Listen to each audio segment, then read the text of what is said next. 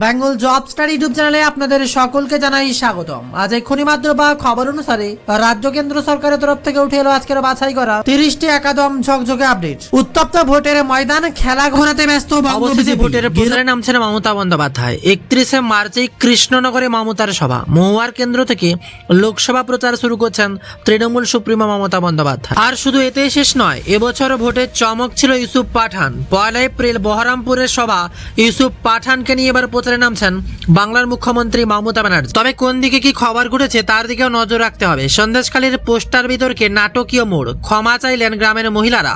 BJP প্রার্থী রেখাকে phone খোদ প্রধানমন্ত্রী নরেন্দ্র মোদী। এদিকে আবার কপালে চোট সারিয়ে সুস্থ মুখ্যমন্ত্রী। চলতি সপ্তাহেই ভোট প্রচারে নামার সিদ্ধান্ত। শুরুতেই মহুয়ার গড় কৃষ্ণনগরের সভা করছেন মমতা। আর অপরদিকে বিরাট কাণ্ড, মুখ্যমন্ত্রীকে নিয়ে কুমন্তব্য। বিজেপি প্রার্থী দিলীপ ঘোষের নামে কমিশনের নালিশ তৃণমূলের। জেলা শাসকের রিপোর্ট তলব এবার কমিশনের। আর এর মাঝেই খবর, ভোটে চড়বে তাপমাত্রার পারদ। ভোটারদের সুবিধার্থে একগুচ্ছ পদক্ষেপ কমিশনের। ভোট কেন্দ্রে স্বেচ্ছাসেবক নিয়োগ জারি, কড়া নির্দেশিকা। আর তার সাথেই খবর, আরও এক দফা প্রার্থী ঘোষণা বিজেপির। নেই বাংলার 4 কেন্দ্র। হিমাচলে বাজি প্রাক্তন কংগ্রেসেরই। ঘোষণা রাজ্য উপনির্বাচনের প্রার্থী। বিস্তারিত একের পর এক খবরের দিকে নজর রাখবো। তার সাথে থাকছে আরও এক গুরুত্বপূর্ণ সংবাদ। আর তারই সাথে বিরাট বড় খবর, বরানগরে প্রার্থী সজল। রাজ্যের 2 কেন্দ্রে উপনির্বাচন, প্রার্থী ঘোষণা বিজেপির। আর অন্যদিকে অভিমানী রুদ্রকে নিয়ে ছড়া কুণাল ঘোষ। যেই রুদ্রের ছড়া গোটা বাংলা মাত্র, এবার তাকে নিয়ে কুণালের ছড়া। বিজেপি কি সত্যি ছাড়লেন অভিনেতা? তাতে তোলপাড়। তবে ভোটের উত্তেজনা তুঙ্গে, ভরা গরমে ভোট। ভোটারদের জন্য এবার বুথে বুথে বিশেষ পদক্ষেপ, গাইডলাইন দিল কমিশন। বিস্তারিত খবরের দিকে নজর রাখবো। 31শে মার্চে বিরাট সভা মমতার। মাথা পেটে অসুস্থ হয়েছিলেন মমতা বন্দ্যোপাধ্যায়। এবার সরাসরি প্রচারে ঝাঁঝ বাড়াচ্ছেন তিনি। এতদিন প্রচারে ব্যস্ত থাকতে পারেননি, তবে এবার ভোটের মুখেই তার মোক্ষম চাল। আগেই জানা গিয়েছিল সূত্রের খবর মারফত 31শে মার্চ কৃষ্ণনগর যাচ্ছেন মমতা বন্দ্যোপাধ্যায়। সেখান থেকে শুরু হবে তার লোকসভা ভোটের প্রচার। আর সম্প্রতি মহুয়া মিত্রের বাড়ি ও অফিসে সিবিআই হানার পর এবারে ইস্যুকে হাতিয়ার করতে চাইছে তৃণমূল সুপ্রিমো মমতা বন্দ্যোপাধ্যায়। তাই এবার মহুয়ার কেন্দ্র থেকে লোকসভার প্রচার শুরু করবেন মমতা। তবে ভরা গরমে ভোট, ভোটারদের জন্য এবার বুথে বুথে বিশেষ পদক্ষেপ, গাইডলাইন দিল কমিশন। তা মানতে হবে প্রত্যেক। খবর আসছে, চলতি বছরে মার্চ মাস থেকে জুন মাস পর্যন্ত হবে লোকসভা ভোট। আর সেই সময় দেশ জুড়ে একাধিক জায়গায় তাপপ্রবাহের আশঙ্কা আছে। তাপপ্রবাহ থেকে শুরু করে অত্যাধিক গরমে রাজ্যে রাজ্যে কমিশনের কি পদক্ষেপ হবে তা নিয়ে বিশেষ গাইডলাইন দিল নির্বাচন কমিশন। কমিশনের তরফ থেকে প্রতিটি রাজ্যের সিইওদের এই গাইডলাইন দেওয়া হয়েছে। মূলত ভোটারদের কি সুবিধা মিলবে তা নিয়ে বিস্তারিত বলা হয়েছে। গাইডলাইনে বলা হয়েছে, কোনো ভোটারের বাড়ি থেকে তার ভোট কেন্দ্রেও 2 কিলোমিটারের বেশি দূরত্ব হবে না।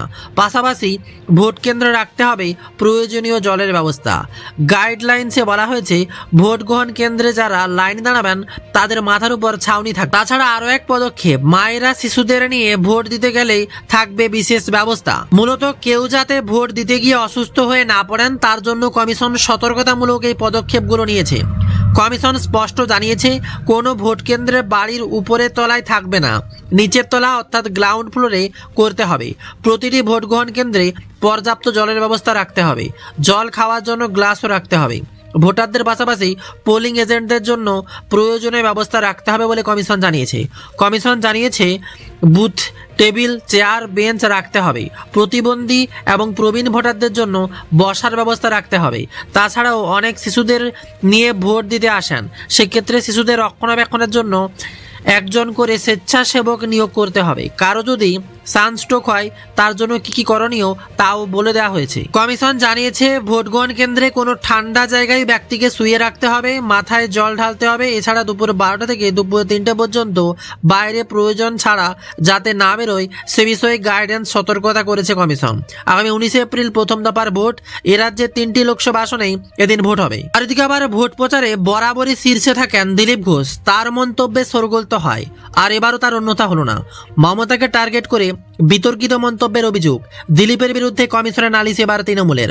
রাজ্যের শাসক শিবিরের বক্তব্য, এ ধরনের মন্তব্যের কারণে আদর্শ আচরণবিধি লঙ্ঘন করেছেন দিলীপ ঘোষ।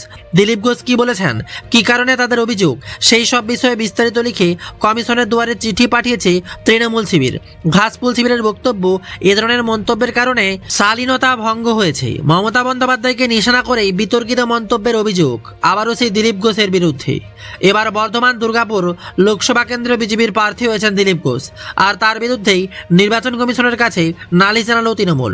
মঙ্গলবারই রাজ্যের মুখ্য নির্বাচন আধিকারিকের দপ্তরে দলীয় লেটার প্যাড দিলীপের বিরুদ্ধে অভিযোগ জানিয়ে চিঠি পাঠিয়েছে তৃণমূল কংগ্রেস। আর রাজ্যের শাসক শিবিরের বক্তব্য, এ ধরনের মন্তব্যের কারণে আদর্শ আচরণবিধি লঙ্ঘন করেছেন দিলীপ ঘোষ। দিলীপ ঘোষ কি বলেছেন, কি কারণে তাদের অভিযোগ, সেই সব বিষয়ে বিস্তারিত লিখে কমিশনের দুয়ারে চিঠি পাঠিয়েছেন তৃণমূল শিবির। ঘাসফুল শিবিরের বক্তব্য, এ ধরনের মন্তব্যের কারণে শালীনতা ভঙ্গ হয়েছে। তবে কেন এই মন্তব্য আদর্শ আচরণবিধি ভঙ্গে সামিল, সে কথাও চিঠিতে লিখেছে তৃণমূল। শাসক শিবিরের বক্তব্য, আদর্শ আচরণবিধি অনুযায়ী কোনো প্রার্থী কারো ব্যক্তিগত জীবন সম্পর্কে আলোচনা বা আক্রমণ করতে পারবেন না। পাশাপাশি মহিলাদের অসম্মান করা হয় এমন কোনো মন্তব্য কোনো রাজনৈতিক দল বা কোনো প্রার্থী করতে পারবেন না।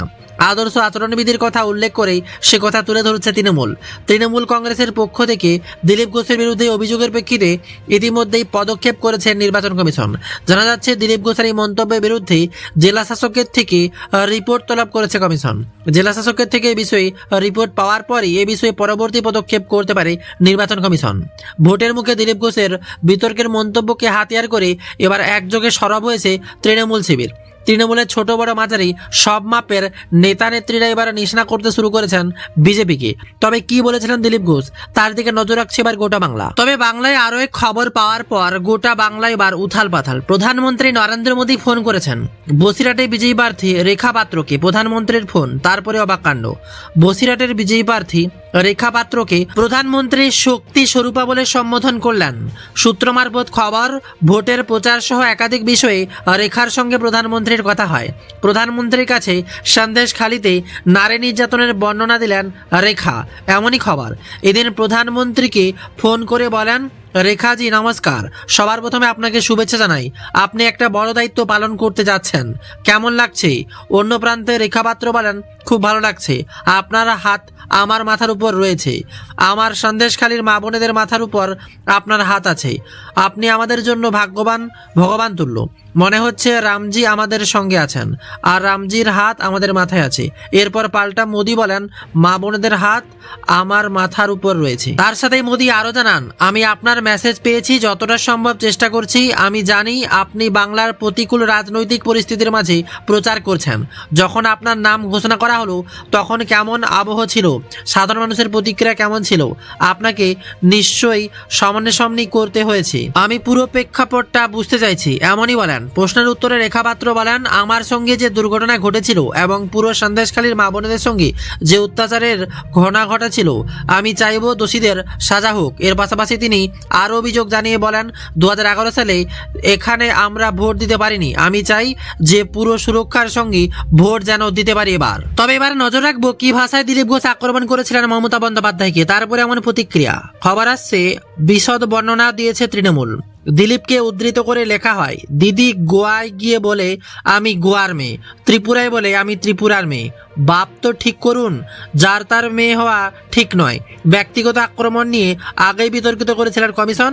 তৃণমূলের অভিযোগ পাওয়ার পরই জেলা শাসক থেকে রিপোর্ট চেয়ে কমিশন। নির্বাচনের আদর্শ আচরণবিধি লঙ্ঘিত হয়েছে বলে প্রমাণ মিললে দিলীপকে শোকজ করা হতে পারে। এ নিয়ে দিলীপের প্রতিক্রিয়া চাইলে তিনি বলেন, যা বলার বলে দিয়ে। নমস্কার, খবর দেখছেন Bengal job study YouTube channel থেকে। আজকের বিশেষ খবর হলো, লিনা বর্ষায় প্রবল বৃষ্টি, দেশে ভারী বর্ষণের পূর্বাভাস মে থেকেই। আসন বদলেছে দিলীপ ঘোষের, আমি বলার দেখি না বল দেখি। প্রতিপক্ষের নাম শুনেই ছক্কা হাঁকালেন দিলীপ ঘোষ। এআই করবে বামেদের প্রচার, আত্মপ্রকাশে হইচই ফেলল সিপিএম এর সমতা। ভুয়ো জব কার্ডের টাকাতেই লক্ষ্মীর ভান্ডার প্রচারে দাবি করছেন অসীম সরকার। একদিকে গোটা দেশে যখন ভোট করে উত্তেজনা, এমনই সময় প্রার্থী প্রকাশ করতে হিমশিম খেয়েছে। 19 আসনে প্রার্থী প্রকাশ করলেও আরও 4 আসন নিয়ে জল্পনা। এমনকি অভিষেকের আসনে প্রার্থী কাকে দেবে বিজেপি তা ভেবেই হিমশিম খাচ্ছে। আর তার মাঝে ঝাড়গ্রামেও প্রার্থী ঘোষণা বাকি। ইতিমধ্যে প্রকাশ করে দিয়েছে 19টি জেলায় প্রার্থীর নাম। ঘরে ফিরে টি-20তে বিরাট রেকর্ড কোহলির। উদয়নের খাস তুলুকে ভাঙন ধরালেন নিশীথ। ভোটের মুখেই বড় চমক এবার বিজেপির। ভোট পৌঁছতেই আবারও শীতলকুচির নাম শীর্ষে। বিক্ষোভের মুখে এবার শীতলকুচির বিজয়ী বিধায়ক নির্বাচনী প্রচারে বেরিয়ে এলাকাবাসীর ক্ষোভের মুখে বললেন কোচবিহারের শীতলকুচির বিজয়ী বিধায়ক 100 দিনের বকেয়া টাকা চেয়ে তার সামনে বিক্ষোভ দেখানো হয়। আসছে বিস্তারিত খবরে। ভোটের ময়দান যখন উত্তপ্ত, এমনই সময় মাঝরাতেই প্রার্থী তালিকা প্রকাশ করেছে প্রত্যাশা মতোই বিজেপি। আর তার দিকে গোটা দেশের নজর ছিল। 19 আসনে প্রার্থী দিলেও এখনও ডায়মন্ড হারবারে প্রার্থী দিতে পারেনি বিজেপি। সে সাথে ঝাড়গ্রাম সহ একাধিক জেলায় ইতিমধ্যে প্রার্থী প্রকাশ করতে হিমশিম খাচ্ছে গেরুয়া শিবির। মনোনয়ন জমা দেওয়ার সময় পৌঁছলো, আর তার আগেই তাড়াহুড়ো লেগে গেল বঙ্গ বিজেপির অন্দরে। এদিকে ভোট প্রচারে নেমে অভিনব দাবি করলেন রচনা, জিতলে হুগলি জেলার দিদিদেরকে আগে দিতে নাম্বার 1-এর সুযোগ। প্রচারে নেমে অভিনব প্রচার, দিদিরা আসবে, বিরাট বড় বার্তা। খবর শুনছেন আপনারা Bengal job study YouTube channel থেকে। ফের মন্তব্যে বিতর্ক জড়ালেন হুগলির লোকসভা কেন্দ্রের তৃণমূল প্রার্থী রচনা বন্দ্যোপাধ্যায়। দলের আগের দিনই সিঙ্গুর বিধানসভায় বেগমপুরে বসন্ত উৎসবে সামিল হন রচনা। সেখানে তৃণমূলের প্রার্থী প্রতিশ্রুতি দেন, ভোটে জেতার পর হুগলি জেলার মহিলাদের নিজের বিনোদন অনুষ্ঠানে ডাক পাওয়ানোর তদির করাই হবে তার সবথেকে বড় কাজ। তিনি বললেন, যদি বিজয়ী হই তাহলে সবথেকে বড় কাজ যেটা হলো আগে করব, সবার আগে আমাকে দিদি নাম্বার 1 করতে চাও। আমার হুগলি জেলার মানুষকে জিতিয়ে নিয়ে এসেছে, তাই হুগলি জেলার দিদিদেরকে আগে দিদি নাম্বার 1-এ ডাকো, তারপর সব দিদিরা আসবে, এমনই বার্তা দেন। সোমবার চন্দননগর বিধানসভার ভদ্রেশ্বর বসন্ত উৎসবে সামিল হয়ে প্রতিপক্ষকে পাল্টা দিলেন হুগলির বিজয়ী বিধায়ক লকেট চট্টোপাধ্যায়। রাজনৈতিক প্রতিনিধি হিসেবে রচনাকে অভিজ্ঞতাহীন বলে কটাক্ষ করলেন তিনি। লকেট বলেন, মানুষ দুর্নীতি চায় না, মানুষ তোলাবাজি সিন্ডিকেট চায় না, মানুষ লুটেরা রাজ্যের সরকার চায় না। আমার লজ্জা লাগে যে এখানে ক্যান্ডিডেট কি জন্য করলো, রাজনৈতিকভাবে যার কোনো অভিজ্ঞতা নেই। এর আগে সিঙ্গুরে গিয়েও রচনা প্রচারের আগে সামনে রেখে দিদি নাম্বার 1 হিসেবে তার জনপ্রিয়তা কি। শনিবার সিঙ্গুরে গিয়ে তিনি বলেন, আপনাদের পাশে থাকবো যদি আপনারা আমাকে ভালোবাসেন। ততদিন টিভিতে দেখেন, এখন সামনেও দেখতে পারবেন, বিকেলে টিভিতে দেখবেন, সকালের সামনে দেখবেন। রূপালী পর্দার জগতে রচনা একদা সতীর্থ লকেট। তিনি ব্যক্তিগত স্তরে সম্মান বজায় রেখে রাজনৈতিকভাবে বিততে দেখবেন, বিকেলে টিভিতে দেখবেন, এইসব বলবে, আর কেউ থাকবে না। তারপরই তার স্পষ্ট বার্তা, 5ম দফায় 20 মে হুগলি লোকসভা কেন্দ্রে ভোট গ্রহণ। আর 4 জুন জানা যাবে জনতা জনার্দনের রায়। তখনই জানা যাবে হুগলির মানুষ কি ভরসা রাখলো তাদের পুরনো সাংসদের উপর, নাকি এগিয়ে রাখবেন দিদি নাম্বার 1-কে। তার সাথে নজর রাখবো বাংলার বাঘ দিলীপ ঘোষের দিকে। কি কাণ্ড করছে এবার, গোটা বাংলায় চাষ করেছি। কেন্দ্র বদলের পর কি বললেন দিলীপ ঘোষ, তাতেই গোটা বাংলা নড়ে গেল। 24 লোকসভা ভোটে কঠিন টার্গেট বেঁধে দিয়েছে বিজেপি হাইকমান্ড। প্রথম দফায় 20টি আসনের পর বাংলায় আরও 18টি আসনের প্রার্থী ঘোষণা করেছে বিজেপি। আর দ্বিতীয় দফায় প্রার্থী তালিকায় বড় চমক, জেতা সিট থেকে সরিয়ে দেওয়া হয়েছে বিজেপির প্রাক্তন রাজ্য সভাপতিকে। এবার নিজের কেন্দ্র মেদিনীপুর থেকে সরিয়ে দিলীপ ঘোষকে দেওয়া হচ্ছে বর্ধমান দুর্গাপুর কেন্দ্র। অন্যদিকে দিলীপ ঘোষের মেদিনীপুরে প্রার্থী করা হয়েছে অগ্নিমিত্রা পালকে। তিনি সেখানকার মেয়ে নন, তিনি আসানসোলের বিধায়ক। বিজেপির এমন প্রার্থী নির্বাচনে চমক লেগেছে অনেকেরই। তবে এই পরিবর্তনের পর দিলীপ ঘোষের প্রত্যয়ী জয়ের ব্যাপারে বললেন, দলের মনে হয়েছে আসনটি শক্ত, তাই আমায় পাঠিয়েছে। দলের বিশ্বাসকে রক্ষা করার দায়িত্ব আমার। 2019 সালে তার ক্যাপ্টেন্সিতেই 3 থেকে 18তে পৌঁছেছিল বিজেপি। সেই অভিজ্ঞতা ও লড়াইয়ের উপর জোর দিয়ে এবার লড়ছেন। তার স্পষ্ট বার্তা, গোটা বাংলায় চাষ করেছি, এর জন্যই ফুল ফুটছে। অনেক জিততে পারবেন না, অনেকে জিতেন, অনেকে জিতে অন্যকে জেতান। দল যা বলবে সেটাই শেষ কথা। মেদিনীপুরে হারিয়ে কি তবে একটুও ক্ষুব্ধ নন দিলীপ? তার পয়লা প্রতিক্রিয়াতে তো তেমনই বেঁধে দেওয়ার টার্গেটকেই পাখির চোখ করছেন তিনি। বর্ধমান দুর্গাপুর লোকসভা কেন্দ্রের তৃণমূল কংগ্রেসের প্রার্থী বিশ্বকাপ জয়ী ক্রিকেট দলের খেলোয়াড় কীর্তি আজাদ। প্রাক্তন অধ্যাপক ডাক্তার সুকৃতি ঘোষালকে এই কেন্দ্রের প্রার্থী করেছে বামেরা। এবার দেখার নতুন কেন্দ্রের মানুষ দিলীপ ঘোষের উপর আস্থা রাখেন কতটা। তৃণমূল প্রার্থী ঘোষণা করে দিয়েছে ব্রিগেডের দিনই, কিন্তু খবর আসছে বিজেপির দ্বিতীয় লিস্ট বের করতে অনেকটাই দেরি। সূত্রের খবর, এতে কিছুটা ঝিমিয়ে পড়েছে স্থানীয় বিজেপি। এবার দিলীপকে প্রার্থী হিসেবে পেয়ে নতুন করে উজ্জীবিত হয়েছে। তবে স্থানীয় সংবাদের দিকে নজর রাখবো।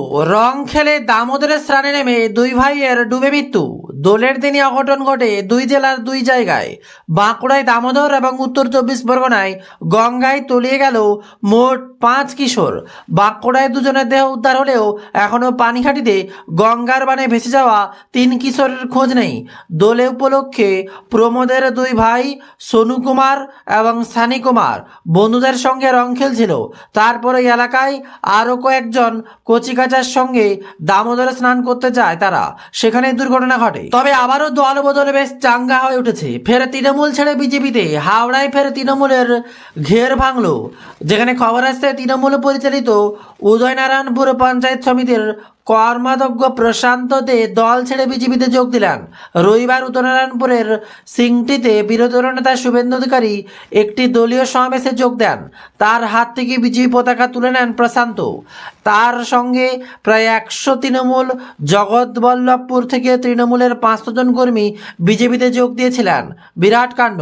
তবে আবিরে যখনও ব্যস্ত গোটা এলাকা, এমনই সময় নেই অনুব্রত। আর এবার অনুব্রতর চরণে আবির দিয়ে শ্রদ্ধা জানিয়ে খেলা শুরু করেছে। বীরভূমে নেই অনুব্রত, দাদার সুদূর দিল্লিতে তিহার জেলে বন্দি। উৎসবের দিনগুলো তাই অনুব্রত মণ্ডলের ছবিতে ভরসা তার অনুগামীদের। দোলের সকালেও সেই দৃশ্য দেখা গেল, অনুব্রতর বিরাট কাট আউট দাঁড় করানো, আর তাতেই আবির দিয়ে হ্যাপি হোলি জানালেন অনুরাগীরা। চোখে জলও ছিল। কেষ্টর পায়ে সবুজ আবির মাখিয়ে আবির খেলা শুরু করলেন সিউড়ি শহরের মহিলা তৃণমূল কংগ্রেস কর্মীরা। কেউ অনুব্রতর গালে দিলেন আবির, কেউ দিলেন পায়ে। আর তারই সাথে আবারও কেন্দ্র বাহিনী প্রবেশ করেছে বাংলায়। ভোটের দামামা বেজে গেছে। 19 এপ্রিল লোকসভা নির্বাচন, আর এমনই সময় কেন্দ্র বাহিনীর কার্যকলাপ প্রতিদিন রিপোর্ট দিতে হবে। বিরাট বড় খবর, বাংলায় কেন্দ্র বাহিনী গতিবিধি নিয়ে কেন্দ্র স্বরাষ্ট্রমন্ত্রকে প্রতিদিন রিপোর্ট পাঠাতে হবে। আগামী শুক্রবার থেকে প্রতিদিন রিপোর্ট দিতে হবে এ রাজ্যের বাহিনী সমন্বয়কারী অফিসারকে। এমন নির্দেশ জানালো সিআরপিএফ। কেন্দ্র বাহিনীর অবস্থান ও গতিবিধি নিয়ে ইমেল ও হার্ড কপি মারফত স্বরাষ্ট্রমন্ত্রককে রিপোর্ট দিতে হবে। আর রাজ্যের কেন্দ্র বাহিনী যাতে সঠিকভাবে ব্যবহার করা হয় সেজন্যই পদক্ষেপ। আর তার মাঝেই খবর, গঙ্গার নিচ দিয়ে মেট্রো। ভিড় সামাল দিতে হিমশিম খাচ্ছে মেট্রো। আর এবার ভিড় সামলাতেই নতুন সাবই। গঙ্গার নিচ দিয়ে ইস্ট ওয়েস্ট মেট্রো করিডোরে চালু হতেই হু করে বাড়ছে ভিড়। আর এই ভিড় সামলাতে গিয়ে 15 নভেম্বর প্ল্যাটফর্মের পাশে একটি হলশেপের সাবওয়ে তৈরির পরিকল্পনা করছে কর্তৃপক্ষ। এই সাবওয়ে নির্মাণের কাজ আগামী দুর্গাপুজোর মধ্যে শেষ হয়ে যাবে জানা গিয়েছে।